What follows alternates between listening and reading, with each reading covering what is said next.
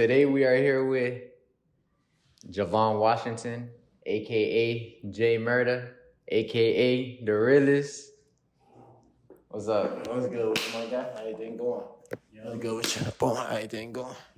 Alright. Jay, what inspired you to become a rapper? And what drives you to continue pursuing music? What inspired me, honestly, well, getting locked up inspired me.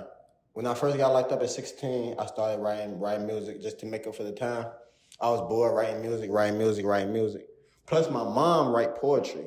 So since my mom wrote poetry, I started writing poetry at first, and it turned to like battle raps type thing because I was in the streets.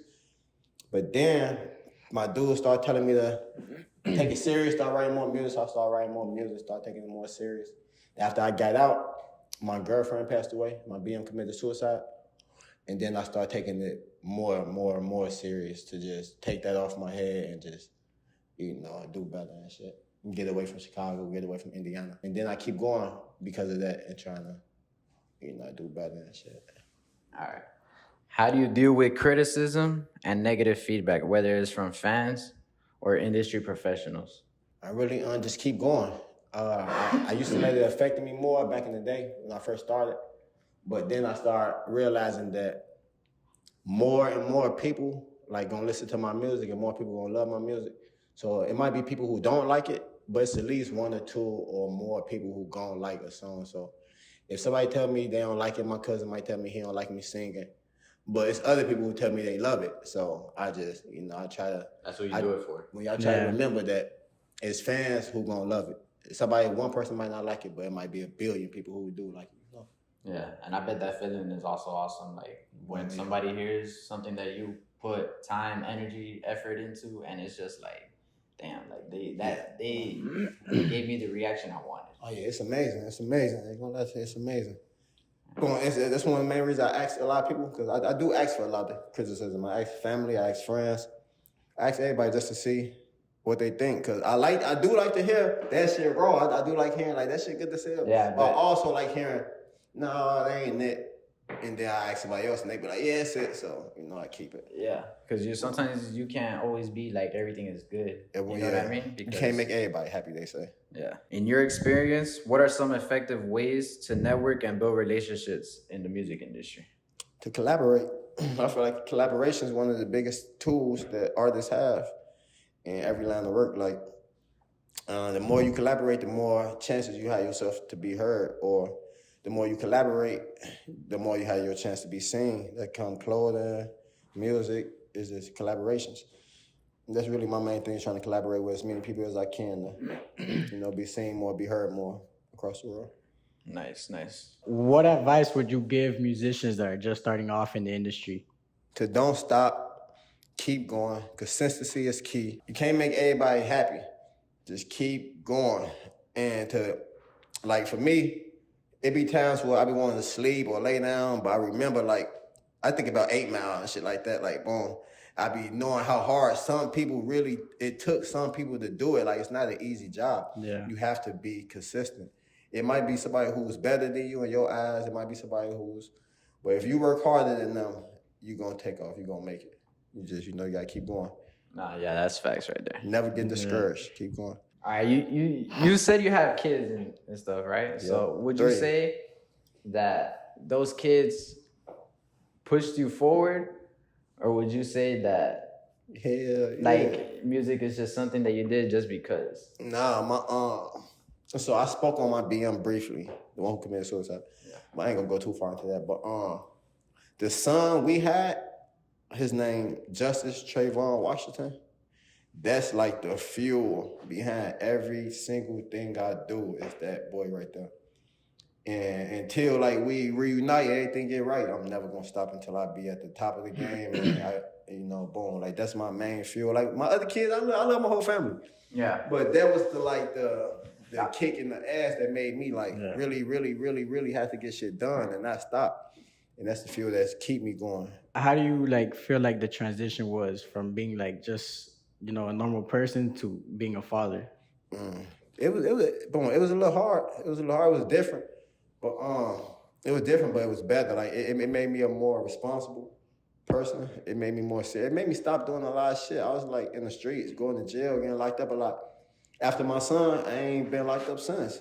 So I like, look petty shit, but I ain't been to prison. I ain't been. so it changed. Years. It for sure changed the way you view life, right? Yeah, Like it changed you everything, definitely bro. wanted to like be way better for your Hell kids and yeah, stuff. hell yeah. Cause now you got somebody who like, cause I got like it. Plus, it opened up my eyes to like my brothers and shit too. Like, cause I got little brothers, I got cousins who look up to me too. Yeah. That I didn't realize how much they looked up to me until like my son, and then after my son, they started talking more. So, like, even my son pushed me a lot, but also knowing that you got other people watching you made me step up more and be more responsible.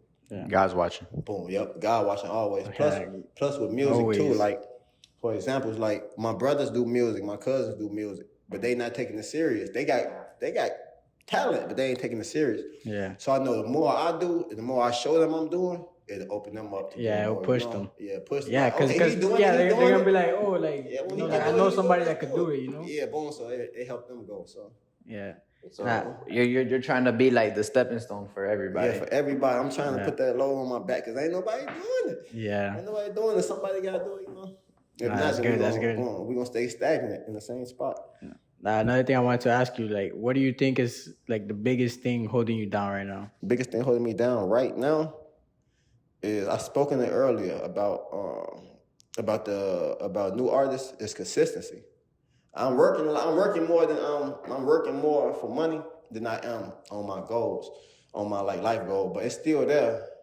But it's just I'm accumulating money to do more right now. So I'm consistent, but ain't consistent enough at this point. So he's basically talking about like how he's not 100% into his craft just yet, but it's there. He has to, like, you know, he's a grown man. He has to, you know, pay. He has kids. He has rent that he gotta pay.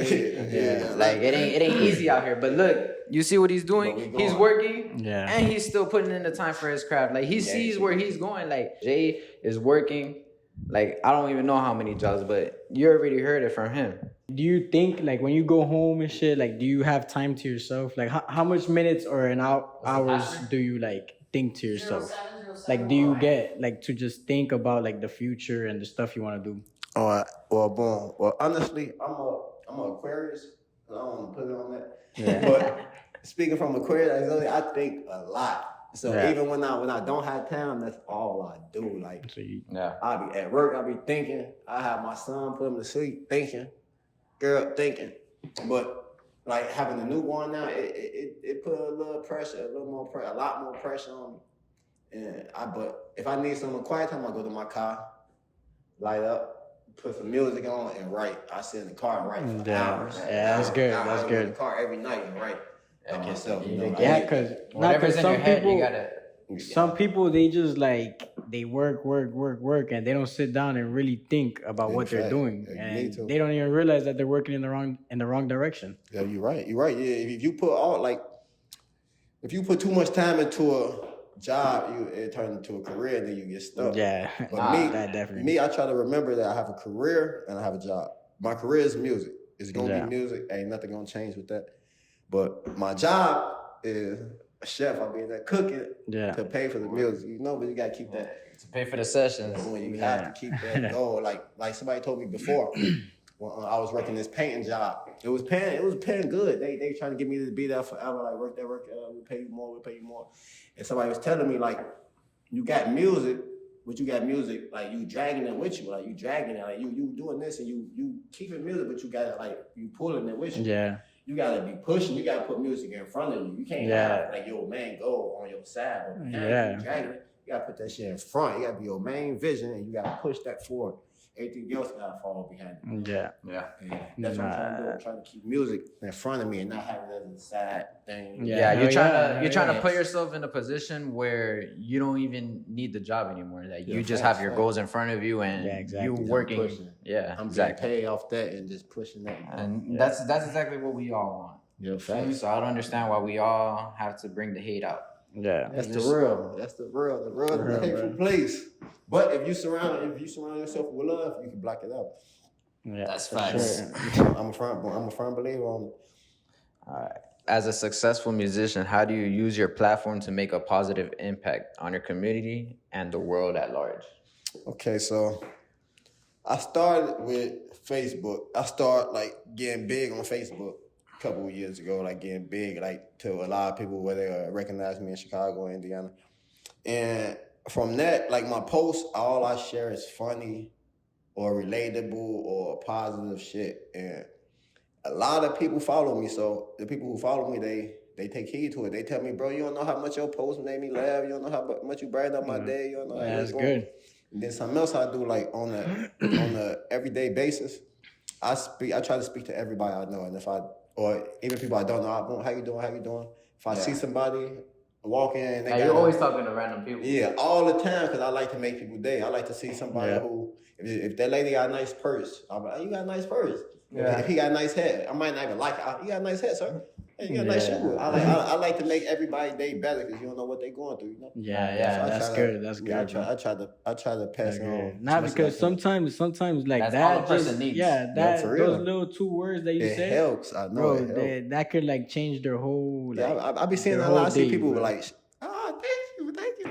And you don't even know like what they're planning on doing that day. Like you don't know if they're planning like to go cry or something, and like you tell them something, and like they're over there happy and shit. Now they go home and they like they're happy with their family and stuff. Yeah, just off of a little thing. I just got told me he liked my hat. Like that shit go a long way. Bro, I hope y'all paid attention to that because he don't got no 100 followers, no none of that. He up there on his followers, bro. We up there. Facebook, Instagram, you know. All right, there you go. How do you stay on top of the industry trends and innovations? What resources do you use to keep learning and growing as a musician? The industry trends, I've been I don't pay too much attention to them. I might need to pay more, but I'm so big on being different that it's kind of scary because, okay, boom. So being different, I think it's like people scared to be different because if you know a lot of people that try to sound like NBAs, try to sound like Baby. Yeah, because they want the success. They know it works. They know it works. You know, you do this, it works. I can't do that shit. I'm not like other people. I can't fake and do the same shit. But you're not selling no product. You're selling yourself. Yeah, it's me. So I can't it's hard for me to like be in trends and try to do the same thing other people doing because it's just not me. You know, some people lead us, some people follow. I've been a leader for my whole life, you know, it's kind of hard. Yeah. But so trend, I try to stay away from it. But it is good. It is a very successful route. If you're an upcoming artist and you see trends and it's your boat, it's your cup of tea, go for it. It is a very successful route. It just ain't really mine. Damn. So since you said like you really trying to be different, you're not really like following nobody. Like who do you think would be like a good mentor or someone to look up to in the industry? Drake. I think Drake is the greatest mentor when it comes to music. And why is because he's just the most successful. He got private jet. Yeah, Drake is up there. He came in, went for the females. I feel like which was the right way. Being himself. He on top of the world. He put out a song and just it's over with. Yeah. If he feature on your shit, you gone. Yeah, for real. So I say look after Drake. Look after Drake, man. He know what he's doing. But also stay true to yourself too, though. Stay true to yourself, you know. But staying true to yourself, you can never go wrong. What are some of the biggest lessons that you've learned throughout your career as a musician? How have those lessons shaped you as a person and as an artist? The biggest lessons I learned, keep going and keep going. I'm going to say that twice. Other than that, shit, keep going. Keep going. That's all it is. Is the reason why, because you're gonna be like threatened to stop so many times. Like it's not easy to keep. The hard part is keep going. You're gonna have so much pressure from family. Your family gonna tell you to stop. Friends gonna say stop. Yeah. Don't nobody really want you to keep. It's very, very few people that want you to keep going. Yeah, man. But if you want it enough yourself, you're gonna do it. But me, that was really my hardest challenge was keep going because I dealt with a lot of being locked up and shit, losing people, losing music. I lost probably 200 raps. Like I lost so much shit, but keep going was the hard part. But we had none. So boom.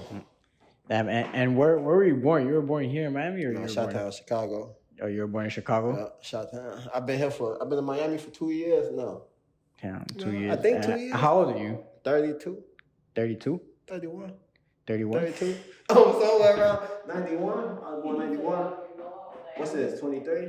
Yeah. 32 or 32? Yeah. Damn, 32. 32. I be forgetting shit. I was gonna tell you. What would you say to the person that's currently living in a situation that you happen to have left? Like, for example, like what probably put you in jail? Oh, okay. Let me see. Keep going now. Let me think. Keep going. Keep going. You got this. Let me see. Damn. Tell that nigga to keep going. He gonna keep rocking. I know you gonna keep going crazy. You work out? Yep. I used to go crazy on the workout. Wait, wait, what happened? You stopped?